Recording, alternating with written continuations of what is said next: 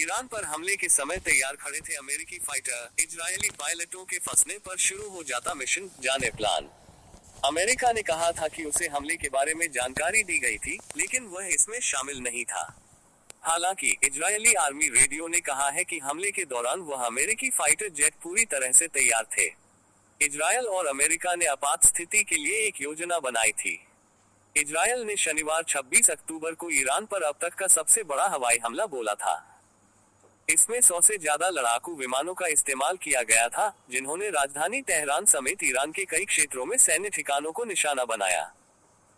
Israeli सेना ने हमले के बारे में जानकारी देते हुए शनिवार को बताया था कि उसका हमला सफल रहा और सभी विमान ऑपरेशन को अंजाम देकर सुरक्षित लौट आए हैं।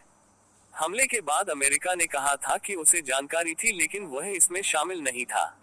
हालांकि अब अमेरिका को लेकर एक नई जानकारी सामने आई है। इजरायल के आर्मी रेडियो ने रविवार को बताया कि ऑपरेशन डेज ऑफ रिपेंटेंस के दौरान इजरायली पायलटों के किसी भी आपातकालीन स्थिति में फंसने पर अमेरिकी फाइटर जेट पूरी तैयार थे। रेडियो ने कहा, अगर ऑपरेशन सफल नहीं होता तो इजरायल और अमेरिका ने पायलटों को सुरक्षित निकालने के लिए एक योजना बनाई थी। Please subscribe and follow me. Report में जोर दिया गया कि हालांकि अमेरिका ने हमले में खुद हिस्सा नहीं लिया, लेकिन यूएस सेंट्रल कमांड का एक बेड़ा जरूरत पड़ने पर हस्तक्षेप के लिए तैयार था। इसमें यह भी कहा गया कि इजरायली वायुसेना ने अमेरिकी समर्थन पर भरोसा किए बिना पायलट बचाव के लिए एक स्वतंत्र योजना तैयार कर ली थी। अमेरिका ने खुलकर ईरान पर इजरायली हमले को जायज ठहराया है। यूएस प्रेसिडेंट जो बाइडेन ने शनिवार को कहा कि यहूदी राष्ट्र ने सिर्फ सैन्य ठिकानों को निशाना बनाया। वहीं पेंटागन चीफ लॉर्ड ऑस्टिन ने तेहरान को हमले का जवाब न देने की चेतावनी दी। बाइडेन ने कहा कि उन्हें उम्मीद है कि ये हमले अंत होंगे।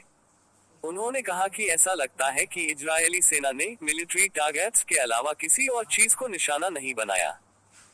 वहीं अमेरिकी रक्षा मंत्री लॉर्ड ऑस्टिन ने इजरायल के रक्षा मंत्री योआव गैलेंट से कहा कि ईरान को इजरायल के हमलों का जवाब देने की गलती नहीं करनी चाहिए।